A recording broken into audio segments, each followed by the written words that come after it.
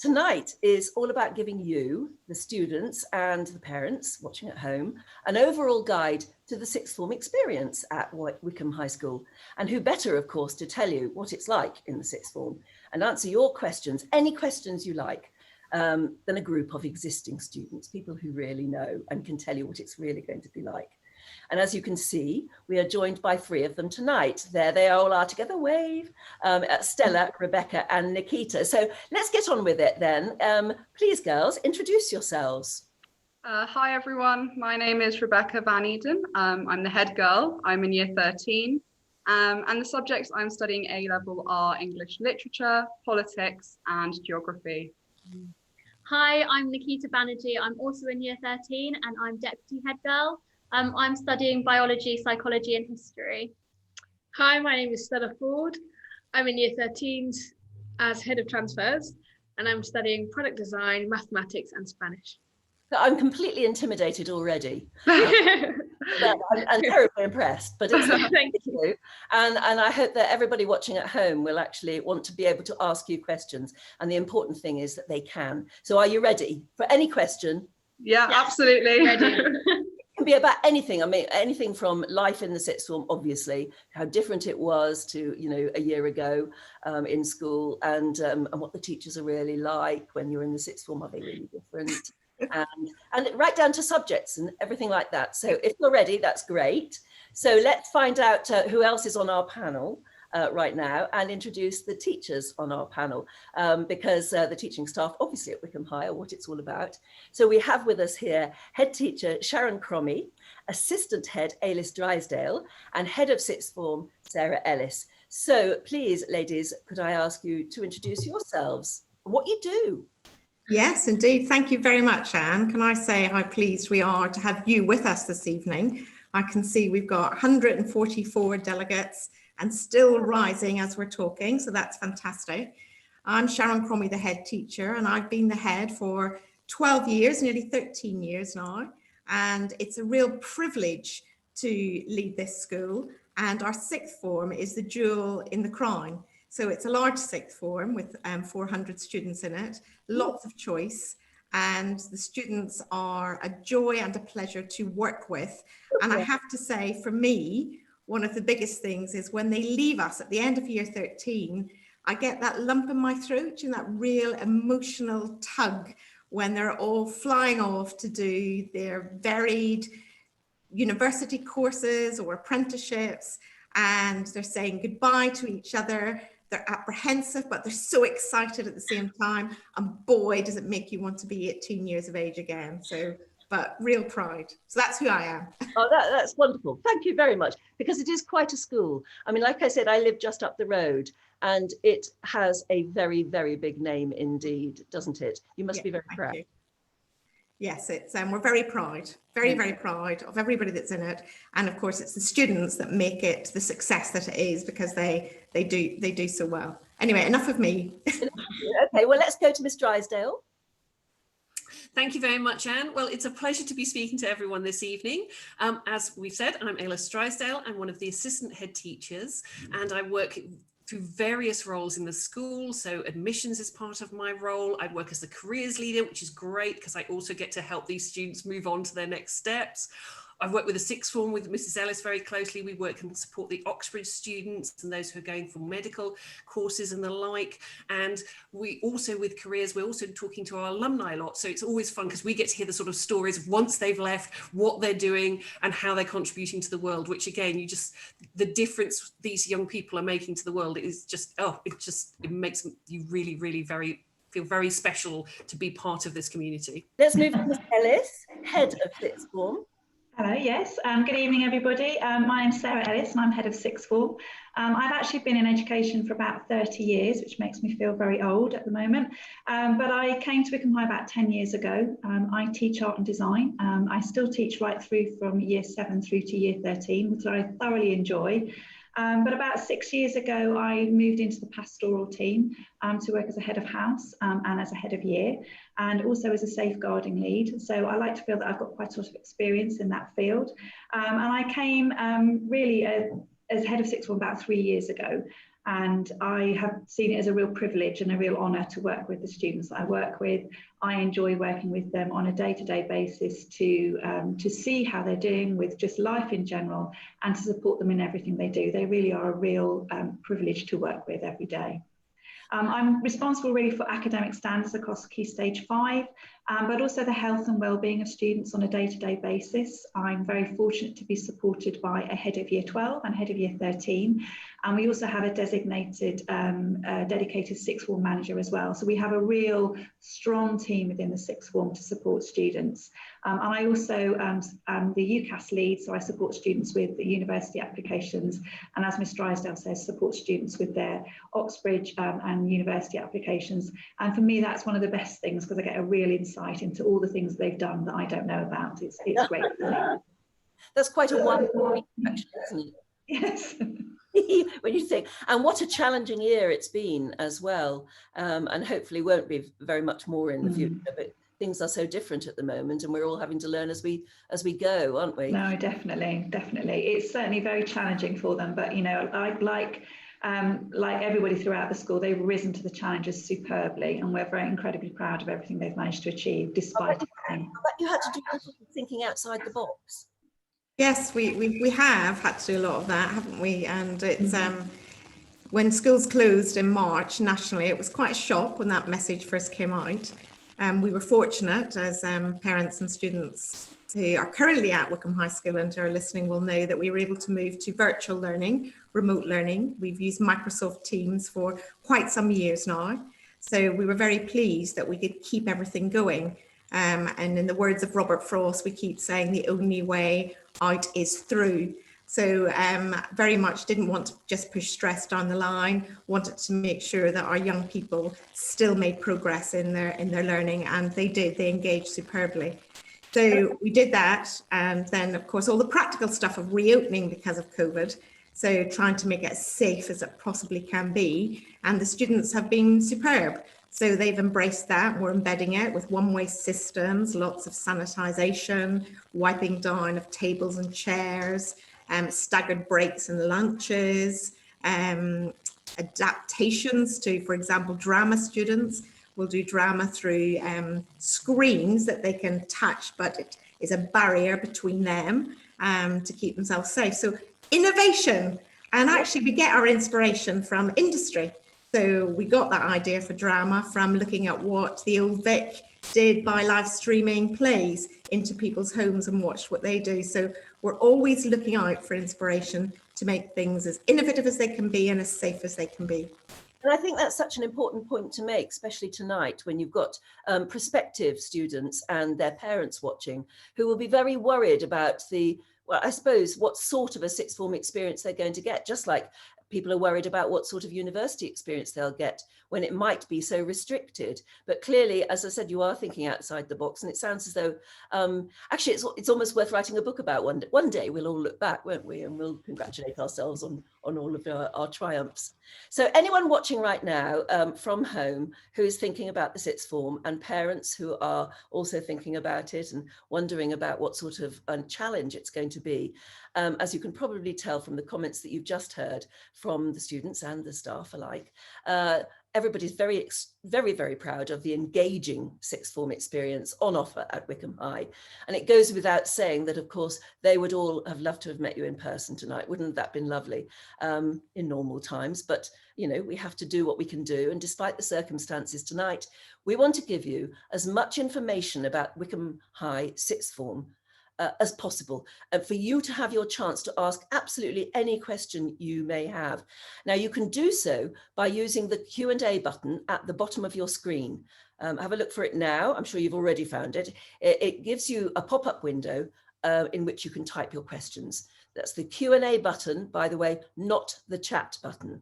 And you can move the pop-up window wherever you want on the screen, so you can still see who's speaking and what you want to see. So we will be taking your questions in a moment.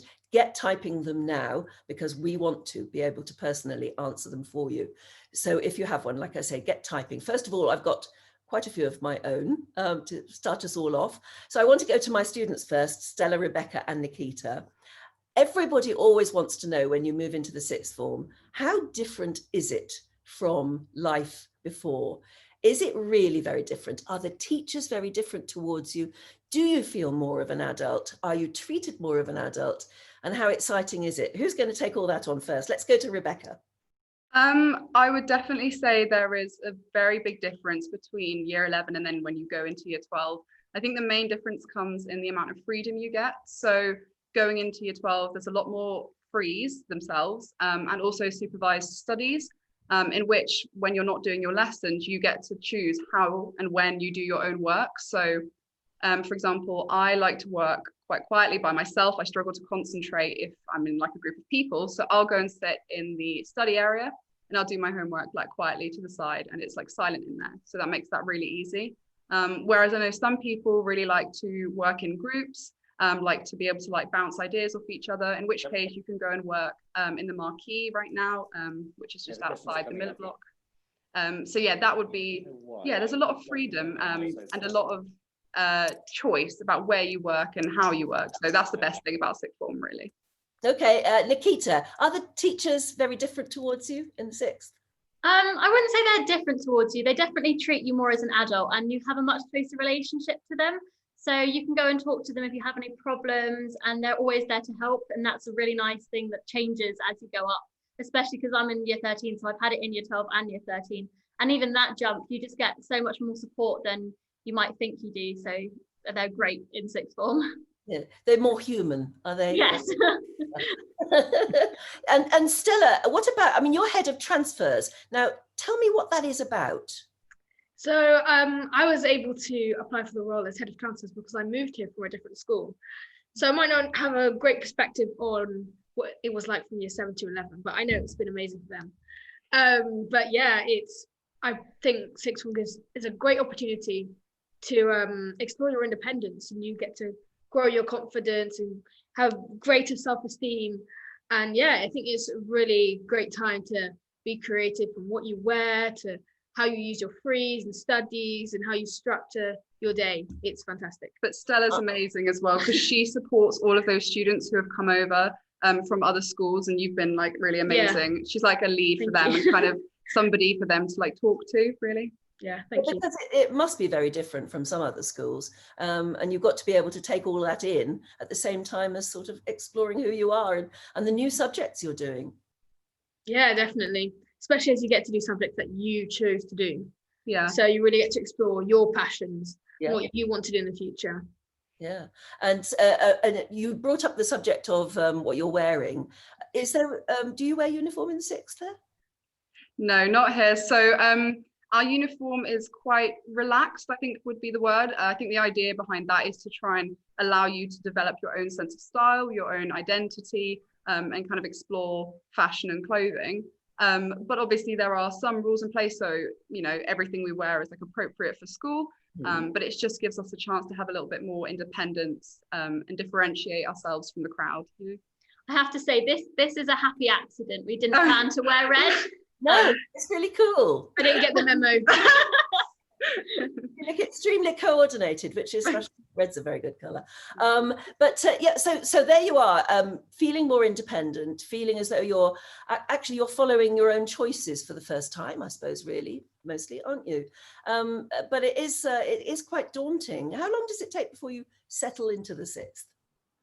I think it's really different for everyone. I don't know what you guys think. Like for me, I settled in fairly quickly, but obviously it is a new pattern, and also especially if you're studying subjects you never studied before. So with politics, I'd never studied that from year 7 to 11, so that was like a whole new subject for me to get to grips with. But I definitely think, you know, you're doing it with your friends and you're all settling in at the same kind of time, but it's quite easy to get used to it, I think, and you just settle into routine quite quickly.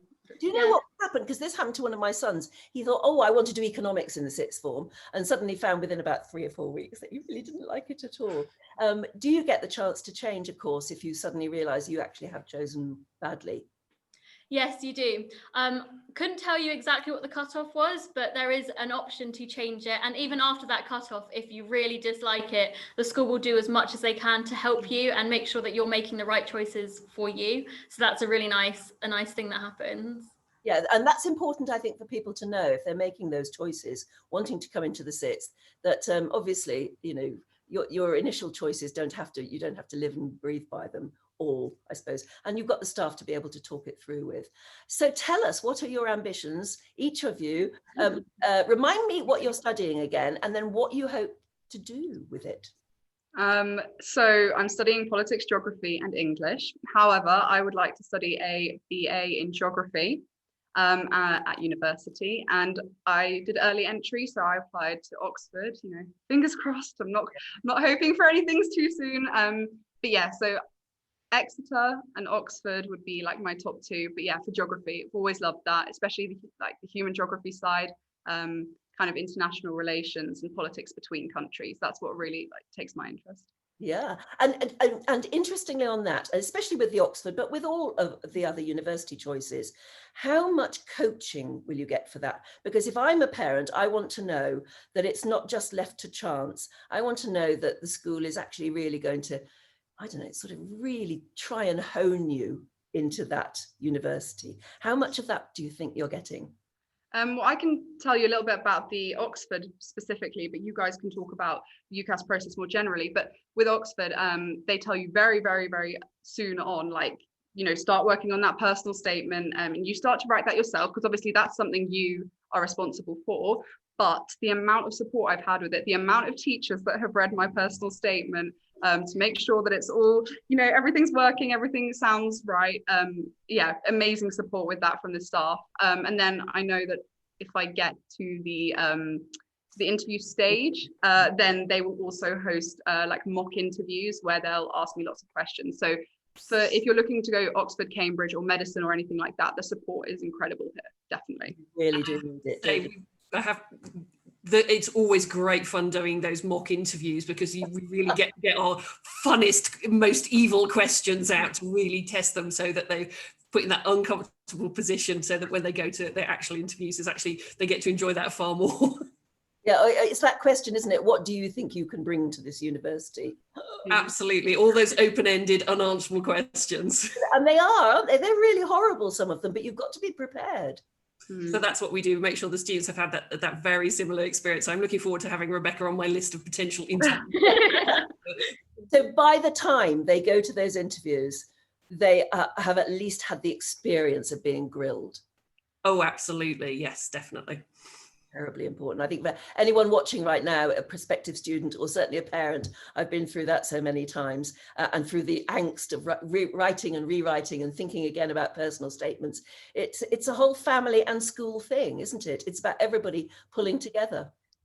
Yes, definitely. I don't know, would you guys like to speak a bit more about the Ucas process generally? Yeah, so I'm hoping to apply to do psychology at Exeter or Durham, and so I'm not doing early entry or anything like that, but I'm still getting so much support. So I've emailed my personal statement to so many teachers, and I've got really good feedback, so that they're not just supporting those who want to do Oxbridge, but they're also supporting those who want to do anything else. Whether you want to apply to university or not, you have that support system behind you that will help you get to where you want to go. Yeah. Stella? Yeah, I'm not early entry either. I'm hoping to apply to do a degree in architecture. And my top options are Manchester and Nottingham. So yeah, I would really say to anyone out there that even if university is not for you, Wycombe High will really support you in whatever direction you'd like to go. We've had people who've done culinary courses, engineering, wide range of things, apprenticeships, drama, gap years. Definitely a lot of drama. Yeah. There's always something for you. Yeah, and so that's again important to say, is that anyone watching right now, you don't necessarily have to be looking to university. There are lots of other things on offer, but equally you will be helped towards your goal as far as they're concerned. Yeah, absolutely. Yeah. If I could just say something there, Anne, that would be helpful. So we're seeing quite an increase in the recent years for things like degree apprenticeships, and some of our students are choosing to go and work in, particularly in the software industry, IT industry, on degree apprenticeships with really top-notch companies. And that's something that our full-time HE and careers advisor really promotes and helps students find whatever way for them. We have an amazing alumni base who come back, and every year group, they talk to every year group about their journeys post-school, and so that the students can see themselves as someone who, these people have been to Wycombe High School and then have gone into work themselves. So whatever someone's route, I think, certainly, I don't know about for parents listening, and I don't know about you, Anne, but when I went to school, the careers advice I got was there's a leaflet, and you'll be a doctor or a lawyer if you're lucky, and don't bother me, go away. It is transformed, and I'm hugely proud of what Wycombe High School provides the students and the routes that they can be set to take. What is a degree apprenticeship? Ah, well, Mr. Drysdale, do you want to interrupt and help me out here? But it's basically you work whilst you learn. Absolutely. So you come out to the other end with the equivalent qualification of a degree, and you have, not only have you been earning while you learn, you are also not having to pay tuition fees. So financially, there's some real bonuses to it. And because you're in the company working there, the likelihood of employment when you continue on is very high as well. So we have some really great track records with local companies who have taken some of our students who are now coming back as alumni and talking to our current students about those apprenticeships. So they're a really good option and well worth looking at.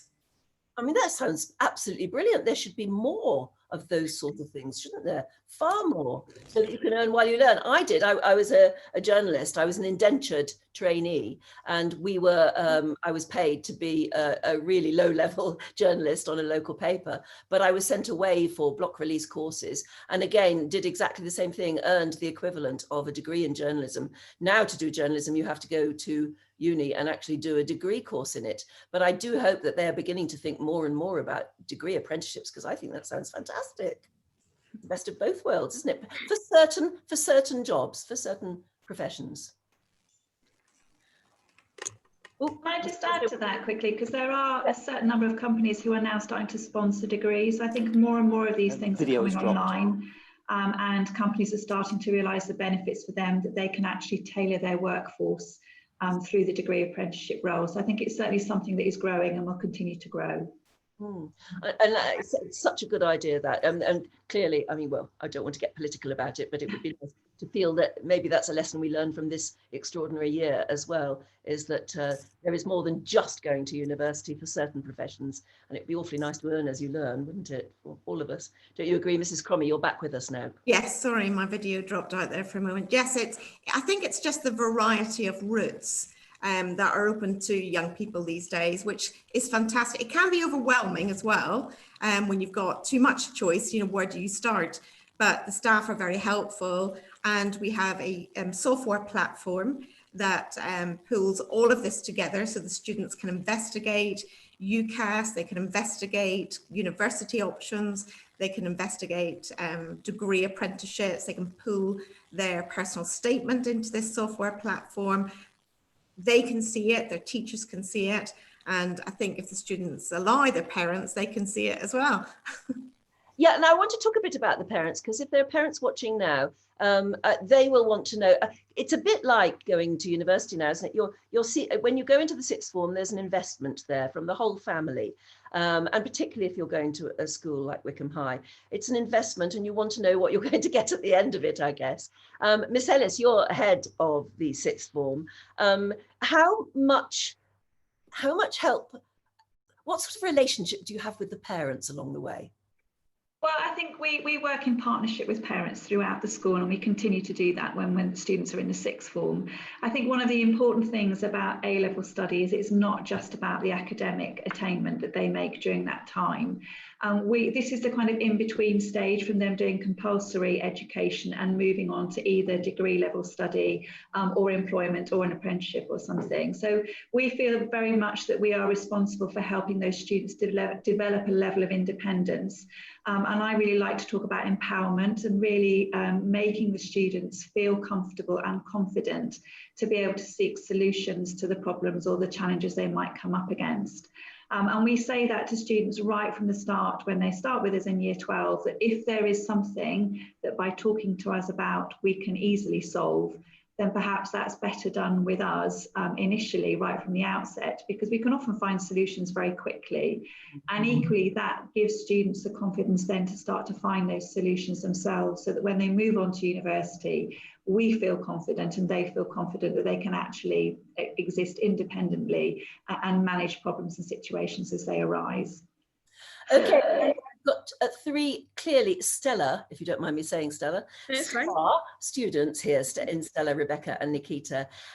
Just a question to the teachers, how typical are they? Because maybe some people watching right now and say, oh, I know they're just too clever. I'm not like that. I'm not sixth form material. How typical are they, and what is the sixth form generally like? Well, it's a great question, isn't it? So I can't wait to hear how this is going to be answered. Are you asking, is this for the girls or? No, I'm asking teachers, really. Well, teachers. Well, I'll start off, and then I'm sure the three students will put me absolutely right if I don't get this spot on. So the three that are with us are part of our student leadership team. So you've all heard, we've got our head girl, deputy head girl, and Stella as head of transfer. So they're part of the school's student leadership team. That is a large team. We've got over 15 SLT members, and they help lead the sixth form alongside Mrs. Ellis. They also help lead lots of other aspects of the school, such as we've got a head of environment, head of charities, head of academic mentoring, etc. But those places are really competitive. So we have large numbers of sixth formers apply for these posts, and many of them are just exactly like the three students on this screen. And it's a really tough job. Mrs. Ellis and I and lots of other teachers are really, they could all get it. I really genuinely could say that. But for those, there's 192 students from Wycombe High School continue into sixth form each year. We're then joined by external students as well. So it's a big sixth form. So many of them take on other roles, running societies and clubs, but they all are different. We're a very, very diverse school, in so many different ways. And that's lovely. So that difference means that the sixth form is very vibrant, very dynamic, lots of different cultures, views, opinions, dresses, etc. But I guess there's one thing for me that is common throughout it, and that is this very strong sense of independence and a very committed, they want to get on, they want to do well, and they support one another in that process. Yeah. Okay. Would the other teachers in front of us agree with that? Any good stories about, certain students? No, that's awesome. I don't think we can do that to them. That would be unfair. But I think one of the things, obviously I enjoy all my teaching, but one of the great things about teaching in the sixth form is to see the development that happens in that 2 years, where they really take the opportunities that they have and blossom. And so the rate of change and development is very fast in the sixth form, and they really do feed off each other. And then, as we were saying, to send them off to their next stage, they've moved themselves forward and really looking to go and do that next thing, whatever it might be, and really make a contribution. So yeah, it's really fun teaching in the sixth form. Yeah, Miss Ellis, do you agree it's fun being head of sixth form? Oh, actually, it's so much joy. I mean, it's one of those things that actually there are mornings when you get up and think, do I want to go today? But actually coming in and working with these young people every day, it makes me very proud. And it's an absolute privilege for me to work with them every day. And not only just see them grow academically and be able to go on and see all the things that they achieve. It's just a sense of joy and that sort of initiative and sheer sense of focus and determination. That it's quite infectious, really, the way in which they work. And I think, it really makes every day worthwhile for all of us. Oh, they're such a pleasure to work with. Nice. Do you feel you've grown up an awful lot in the last couple of years? Is that for me? Girls, yes. What was that? Sorry, could you repeat it? Sorry. You've really sort of grown and matured in sixth form. Yes, I think our sixth form, you come in having been in year 11 and you go into year 12, and you've kind of led similar school careers perhaps up to then, but then you really start to diversify. Everyone's studying different things. It means that you find new passions, new drives in life.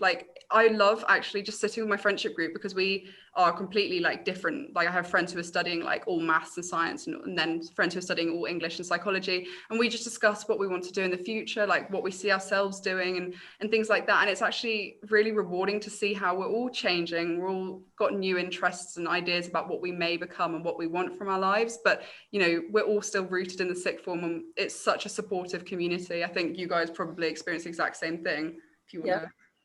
Yeah, it's exactly the same. It's just nice to have a singular, well, not a singular passion, but a passion where you're sharing it with so many other people, and you know that they want to be there just as much as you do, because they've chosen to do that subject alongside you. And it's nice to be able to have those conversations with people where you're not kind of fighting them about what you're saying, and it's nice to have that community feel in your lessons. There's a really diverse range of ideas as well. Like I have some of my friends talking about politics, and I have friends from psychology. It's even interesting to get their insights on different things, but we're all interconnected through Wycombe High School community. I tell you what's coming through the screen as well, which is one of those money can't buy things, or maybe money does buy it, I don't know, but it's and it's so important. And as a parent, you feel it's so important because you want your children to do well, is the confidence that's coming through with you. You girls are able to sit there and talk, speak, and command what you're saying. And I think that's it's just oozing through the screen. Shall we get to the questions? Before we actually take some questions, let me remind everybody a bit of housekeeping, because there's quite a lot of questions coming in. If you want to type questions, use the Q&A button at the bottom of the screen. That produces a pop-up screen. Don't use the chat button, it's a Q&A button. And the purpose of tonight is to give you as much information as we possibly can about sixth form life. And to that end, you should have received the new Wycombe High sixth form e-brochure. It was sent to you along with this link, apparently, the link to this webinar. But if you haven't already received it, then please email office@whs.bucks.sch.uk. That's office@whs.bucks.sch.uk. I hope you received it with the link, actually, because that's terrible. You can also watch individual subject showcase short videos about all 23 A-level subjects that are on offer at Wycombe High. So you go to the school's YouTube channel, you go to YouTube and search for Wycombe High TV. It's that easy. And then finally, there's also subject by subject e-flyers with more information about each individual subject. And you can find those on the school website. So let's get to some questions. We've got quite a lot coming in already from Lorraine. I think Mrs. Cromey is going to take this one. How many students do you have taking A-level music in year 12 now, please? Well, that's a great question, and I wish I had the exact numbers in front of me, and I don't, so I apologise.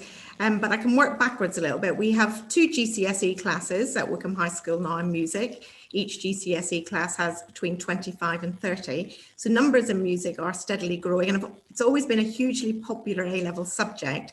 So it tends to be well into double figures.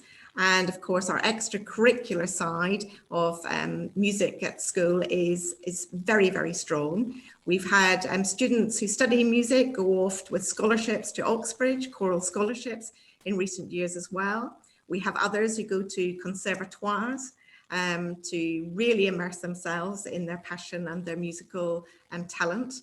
And tomorrow night, we're looking forward to another first from Wycombe High School, because we didn't want to cancel our concerts because of COVID. So we've launched Wycombe High TV, and we are live streaming our first concert of this academic year to showcase the musical talent. So for current parents, please do support that if your daughter's musical or if her friends are. So a very strong tradition of music at the school. So I hope that helps with that question. Yeah, I think it probably certainly does. And it's obviously from a parent who's very interested in music, or one of the girls, I don't know. Another one from Jordan. I think Miss Drysdale's going to take this one. How many external applicants are admitted into the sixth form each year? So there's several questions about transfer and size. So I'm going to try and group these together. And then in a moment, I'm going to hand over to Stella, because as head of transfers, she's, looking after those students and knows what it's like, because she's done that herself. Yeah. So we have about 40 students who join the sixth form, and the sixth form of nearly 200. So they're making up about a fifth of the actual total body. And it's one of the great things actually I think of having just a dress code in the sixth form is that they integrate very quickly. You don't sort of notice them as any different, and they very quickly become integrated into the whole. And one of the main things that does that is having someone who's looking particularly after the transfers. So Stella works with them, and they'll also meet with the pastoral team. But Stella, I'm going to hand over to you because, as I say, you're the one who knows this best. Yes, indeed. So yeah, we do meet up. As head of transfers, I meet up about 2-3 times, especially in the terms that we meet, that in the terms at the beginning of the school year. So for example, this Thursday we are having a meet up with the transfers, so I get to know how they're getting along, friendships, some clubs, if they're interested in some clubs and I know people that run them, I can always speak to them. For example, I do a hockey club, and I knew a girl who played hockey as well, so I took her along to that club. We played together there, which was fantastic. And yeah, it's really great to get to know people who've transferred with you as well, because sometimes it can be a bit difficult to relate to some things, like simply finding your way around school. It's like, I don't know where I'm going. But when you're together, especially with other transfer students, which is why we have those meetings or gatherings, you get to know other students who are also finding their way around as well. How quickly, Stella, does a transferee, if that's the word, I'm sure it isn't, but how quickly do they stop feeling like a transfer and just feel like a girl at Wycombe High? I think it differs for everyone, but I say, especially at Wycombe High, it can come quite quickly. It's very quick to find good people that you really get along with. I honestly, at the beginning of Wycombe High, I knew one person. I can tell you by the end of the second week, I knew a wide range of people, especially when you integrate with other people within your classes and your lessons, because you all have similar passions because you've chosen those subjects specifically. Yeah. So yeah, it takes time for some people, longer than others. Like on the first day, you can't expect to know the whole school, but No, it takes time. On the first day, but hopefully with people like you to help, the transfer is seamless. We also, Anne, if I could just interrupt rudely, sorry, and say we also make sure that before the whole school joins, at the beginning of a new academic year, any students who are new to us, we put aside dedicated time for them so that they're in the school on their own. They can be guided around the premises and the facilities, and existing students join and buddy up with them to do that. And of course, it's also worth remembering that when existing students who are also listening, when they leave year 11, come into sixth form, they're all mixing up. They're all new to each other often because of all the wide subject choice. So they're walking straight into lessons where quite often they may only know one, if any, of the other students that are teaching those subjects. So there's a lovely sense of newness for everyone, irrespective of where they come from. Okay, next question. We're going to have to fire through these because we're doing really well here and we've got a lot of questions. How does PE work in the sixth form? I think Mrs. Cromey is going to take this one. And it's a question because that doesn't just mean what's on offer if you want to specialise in PE, but maybe what are you going to be, maybe what's built into the curriculum anyway? I don't know. How does it work? Yeah, no, it's a great question.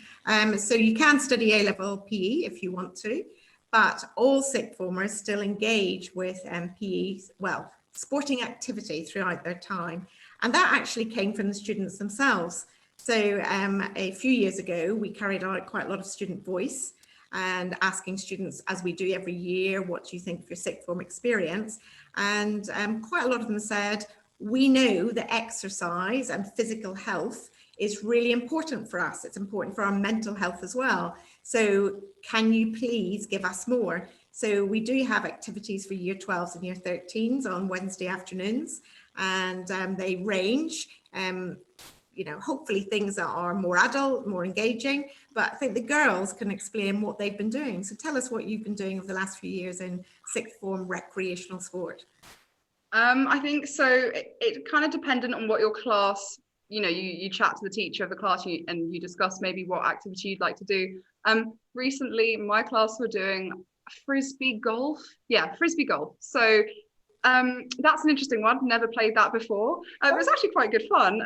So I quite enjoyed that actually, and I didn't think I would. So that was good. I don't know what kind of activities you guys have got up to. So you have complete reign on what you want to do. It's up to you. It's not too structured. So in year 12 for a term I did just dance.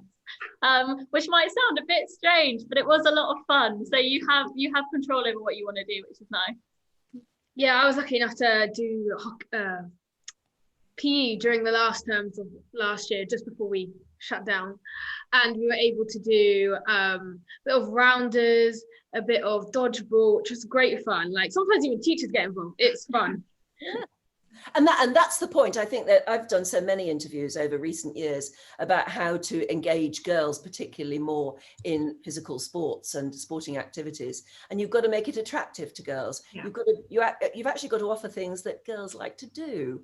And I mean, not all girls are girly, but you know, it's got to be something that's attractive. And also the changing rooms and things like that have got to be acceptable, not like it used to be in the olden days. And clearly they're trying really hard at Wycombe High, are they? Yeah, we are. I still think there's probably some complaints about the changing rooms, but we try our best on that, you know, with the resources that we have available to us. But yes, it's supposed to be recreational sport, very much in response to student demand, and very much part of what we do. We want to keep our students healthy, both physically and mentally. So the two go hand in hand. I like the sound of frisbee golf. That sounds good. Another question then, Julia says, what are the academic entry requirements for the sixth form? So we ask students to achieve 48 points in their best 8 GCSEs. So that will include English and maths. But we also request that students achieve a grade 5 in both English and maths. And then the subject requirements are, you will find those individual subject requirements in the brochure. Generally, anybody who is doing an essay-based subject, you would normally expect to be achieving a grade 6 in English to qualify. If you want to study a science subject or maths, you would be needing to achieve a grade 7 at GCSE. So I think the 48 points is the minimum to enter into the sixth form. There are other tiers. If you want to study 2 sciences or you want to study maths and a science, we ask students to achieve more than 56 points in their best 8 GCSEs. And that is on the basis that studying 2 sciences is incredibly challenging. And from our experience, we know that students who attain that at GCSE will be successful at A-level and find that course manageable. And finally, if students want to do more than 3 A-levels and they want to do 4, they need to achieve more than 68 points or more to be able to qualify to do 4 A-levels. Generally, we would suggest that students consider doing 3 A-levels and an enrichment course. We do want them to have a life outside of their academic study. And generally, we do also find that students who do 3 A-levels and an enrichment tend to achieve higher grades than perhaps students who elect to do 4. That's not an exact science, because obviously there are students who do 4 and do achieve, but it's incredibly hard work. And I think, you know, like I say, it's not just academic standards that prepare students for the next stage. It's very much a rounded experience. And we want students to have that experience both in and outside of school. Yeah, so it's not just a question of the mathematics of points attained. It's also a discussion about that before you decide. Yes, it is indeed. I'm going to speed us through these questions because we've got so many. So Noreen is asking, what are the, this is a good one. What are the advantages of an all-girls school versus co-ed? Mrs. Cromey? Yes, well, we're very fortunate in Buckinghamshire and across the borders into Berkshire and Oxfordshire that there are so many great schools and such great choices. So students at Wycombe High School and other Buckingham schools are really spoiled for choice at sixth form. And obviously you want your student, yourself, to be happy where you are. I'm absolutely passionate about single-sex girls' education for a number of reasons. One is that we cater for girls. So if people consider co-educational equivalent schools, grammar schools, I think it's always very interesting to say how many girls are studying physics at these schools, how many girls are studying mathematics, how many girls are studying traditional boy subject, because sadly that gender stereotype is still there. And at Wycombe High School we have huge numbers who do sciences and mathematics, And we're very, very proud of that. And the girls feel confident. They know that there's that expectation they can if they want to, and that they can see the link to careers. So, you know, we have large, I think we 23 further mathematicians in year 12 last year, and many of those have progressed into year 13 to complete the full A level in it. And I know in other co-educational schools, it's lucky if it's 1s and 2 girls doing further maths. So that's a key thing. Likewise, if you are sporty or you like dance or music, you have huge opportunities in a single-sex girls' school like Wycombe High School at sixth form, because the top teams are very competitive. They're very good teams because we've got large numbers to draw on. We have huge range of fixtures with state schools and independent schools to make sure that we are really pushing and achieving, which is why we make the national finals in quite a lot of sports. Likewise for musicals and concerts, it's the girls who take all the starring roles. We're very proud that we've got a full brass section, even though we're a single-sex girls' school, and everything's possible. But the girls, it's maybe a nice one for them to comment on. Yeah. How do you find, because I can see there's a question later, Anne, you know, how do we almost, it's, you know, what do we do because we don't have boys? How do we help them interact? Yeah. Well, the confidence that these girls have from developing their own skills doesn't stop them, from my experiences of doing bus duty and other duties, from interacting with boys in any shape or form. And they certainly take the lead in, if we have debating competitions or shared musicals, for example. We've done shared concerts with other local boys' schools. So there's lots of opportunities. But girls, what do you think?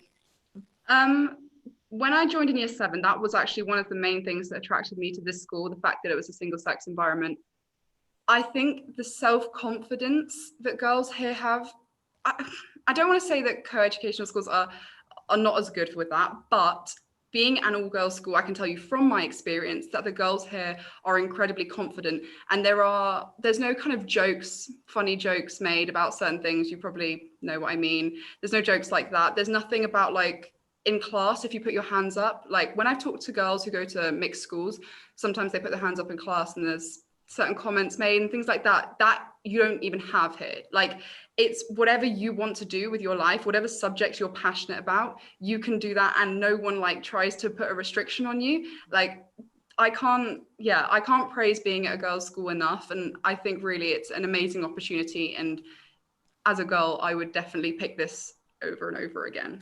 Actually, let's do a little poll right now. How many of us went to single-sex girls' schools? I did. Yeah. Interesting, isn't it? We'll let you off the hook, Mrs. Ellis. I don't know what you draw from that, except that it's a choice, I suppose, but it's an interesting choice. And as Mrs. Cromey was saying, it is, it's backed up by an awful lot of research that girls tend to do better in a single-sex environment. And as my drama teacher once said to me, it's the only chance you'll ever get to play Sir Thomas More in A Man for All Seasons. Out there in the outside world, it'll be a man who'll play that. So there are opportunities that you'd never get again. We'll move on. There are so many questions coming in. So here's a big one for Miss Drysdale, I think. For students interested in medicine, what kind of support is there? Is there a MedSoc, and is there help with preparation for BMAT, etc.? There is indeed. So we have a MedSoc running. We have 2 MedSocs actually running, one for year 12 and one for year 13. The one for year 13 is very much focused with the Bmat at the moment, and we'll also be running a practice multiple mini interview event in the very near future. And again, we arrange mock interviews for those students as well with current people in the medical professions. And so that really does help the guys get ready for those interviews that will be happening later on in the year. The year 12 MedSoc is focusing more about the sort of skills building, work experience building, particularly looking at alternatives now that are virtual, where they can't do the sorts of work experience they would have done beforehand, building up that profile ready for those early entry applications. So yes, there's all sorts of things going on to support the medical students. Yeah. How many medical students do you usually have? We've just finished doing the early entries. Mrs. Ellis and I were helping those students, and along with the Oxbridge and the medical students, and some of those Oxbridge medical students, it was just over 50, I think, wasn't it, Mrs. Ellis, applicants this time round, which is pretty typical. Impressive though, wow. We'll speed along. Peter says, do you work to a maximum class size? Oh, I'll maybe answer this one if I may. We actually do have a cap on A-level class sizes. So we're loath to go above 22, 23. But interestingly, we try and make every subject work. So I can see there's another question later. We don't operate a timetable based on blocks where you have to pick one thing from block A and another thing from block B. It's an entirely free choice, and the timetabling team make it happen. So in a rare occasion, it literally is 1 or 2 students every year we can't make that work for them. But everyone else, we do make it work. So they do have free choice, which is lovely because you will then see students at Wycombe High School who might be studying mathematics, further mathematics and chemistry alongside drama. Or you might have, you know, an English student studying chemistry and biology. And there's a lovely mix of the science subjects with humanities and the arts because of that free structure. So we do cap it at the top. And there's another question about minimum class sizes. There are some subjects we still, for example, offer Latin and classical civilization. They are not perhaps, you know, big in numbers, but very important to our ethos. We want to support the students who do those. So they run with maybe 6 or 7 some years. And so we allow that to happen rather than it just being a ruthless, we can't afford it. So there have been many challenges over the years with funding, but we're very proud that we're still offering this breadth of opportunity. Another question, how many students do you have going to Oxbridge each year? People always ask this. Not everybody wants to go to Oxbridge, but it's a sort of mark of a good sixth form, isn't it, I guess? Drysdale, maybe for that one? So yes, it's normally somewhere in between sort of 5 and 10% of the student body. It does vary from year to year, and some years it will be very Cambridge based and some years it's very Oxford based. And you know, we have students going to not only Oxbridge, but you know, all the Russell Group universities as well. So we certainly work with those students, but would also be very happy to support the ones who are going, and we've had this going off to cordon bleu cookery as well. So there's the whole ranges there, definitely. And we've had students go to fashion specialist institutions in Paris, for example, as well as the conservatoires that we've mentioned. And we also increasingly are seeing students take up scholarships in the United States of America. So we had someone last year who went for a football scholarship, the year before that for a swimming scholarship. And we've had a couple who've gone to Harvard. So, and we also support those applications with that specialist input. Oh, so it's a wide range of things available and things you'll look at as well. Absolutely. Okay, so here's another one. If my daughter wishes to study 4 A-levels, would this be encouraged? And is it possible to do an EPQ alongside? What's an EPQ? Well, Ms. Drysdale. Absolutely. So there's a couple of questions here about EPQs and 4 subjects. So I'll try and sort of group all those together. And you'll realize that none of our students with us today are doing 4 subjects. 4 subjects is not something you actually need to do. So universities are not looking for students to do 4. So we always talk to students who are thinking about this very carefully. They need to consider not only the fact that they're taking on an extra subject, but they're also losing the study periods that they would have had when they are studying that subject. So it's kind of a double whammy. And then taking that alongside an EPQ. So an EPQ is an extended project qualification, and it's quite a different qualification. It's very much reliant on what the students do themselves. So they'll get a mentor that helps them along, but it is really what the student does in their own time. And it is a considerable input of time that they need to do that. And so taking that alongside 4 subjects is not something we would generally recommend because of the time commitments that they have. It does contribute, it's one of what we refer to as our enrichment subjects, and it does contribute to the Ucas points. It actually is better than an AS level. It actually gives you half the points of an A level. And so you can see that the weight universities do give that. but that also indicates the work that students need to do. Other enrichment subjects, for instance, things like D of E, Young Enterprise, our widening participation projects, those are not necessarily going to get you UCAS points, but obviously there's lots and lots of skills that you can gain through those that you can then use to help your next stage. And I think it might be quite good for our students to tell you a little bit perhaps about the case projects they did, what they did in order to produce their case books, to just give you an idea of that part of the process. Yeah, go ahead, girls. Okay. So the case is a project you do over most of year 12, and it covers creativity, action, service, and employability. And you also do like a group project, which is a mix of all of those. And it just gives you the opportunity to pad out your UCAS in a way, because it allows you to do service things, so you can go and do volunteering. I'm quite an active person, so I was doing squash and I got some leadership qualifications in that. And it's a nice way of showing your teachers and also yourself what you're capable of doing, and it allows you to put that into your personal statement and your teachers to write the best reference for you. So it's a really good thing to do. It doesn't half help with the personal statement as well, doesn't it? Yes. Yeah. To be able to show you have a breadth of thinking, that you are a broader character than just A-levels. Yeah. Go on, Stella, you were just about to say something. Sorry. Yeah, many of us are quite well-rounded. Like, we do a range of things. Like, for action, I did some hockey, creativity, some sewing and some baking, especially over lockdown, allowed us to have a bit extra time. And yeah, you really get to do a range of things that you can really apply those skills that you've gained from those the activities that you've done into your personal statement. Teachers can look at them and go, oh, she's done a bit of this. Look, I didn't know she did that. And use it into your reference, which is something they might not know about you, like within school, because not everything you do is within school, but they really encourage you to do things outside of school, which can give you skills which you can use later on in life.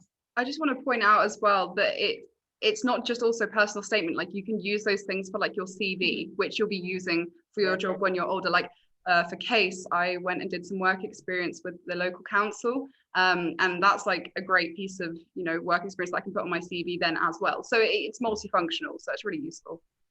Yes, we've got a lot of questions. Some of them are basically repeating things that we have already looked into, but quite a few questions about, are you oversubscribed in the sixth form? And in which case, how do you make a choice? I suppose this is the one for Mrs. Cromey.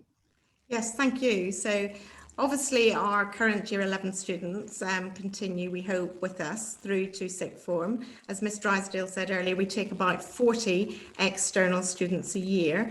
But if we had a year where we had 50 who qualified, we would have a look at our subject balance and we would hope to make that work. So we start the application process quite early so that we can make sure that we cater for students who want to come here externally and can say, when we say yes, we know that we can cater for their subject choices. And that information is all on our website and in our e-brochure. So all the dates and all the timelines for that process are clearly there. And I can also see, Anne, there's some questions about certain subjects. So do we do economics? Yes, we do. That's currently taught in collaboration with the local boys' school, and some boys come here as well for other subjects, but hopefully that will be back in-house next year as well. Someone's also asked, is politics a difficult subject? Is it considered a great subject by universities? And the answer is a resounding yes.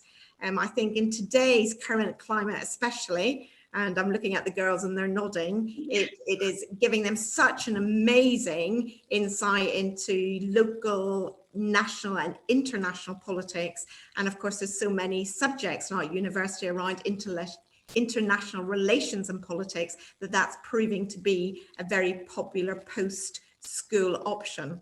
And I can see also there's a question about, where do Wycombe High School students go to? Well, we've heard from Stella and Rebecca and Nikita about their aspirations, but it is so broad.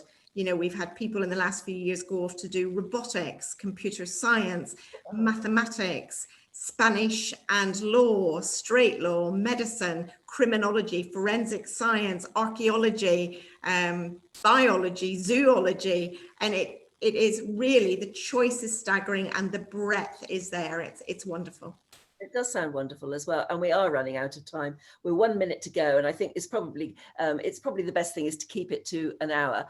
One of our people watching, I don't know if it's probably a prospective parent, Peter, saying, if you run out of time, will you be able to address the questions that are unanswered at the moment? Will you be able to do so?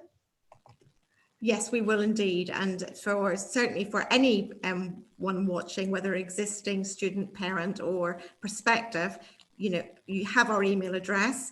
If you don't remember that, it's very clearly on our website, and you can just click on the contact there.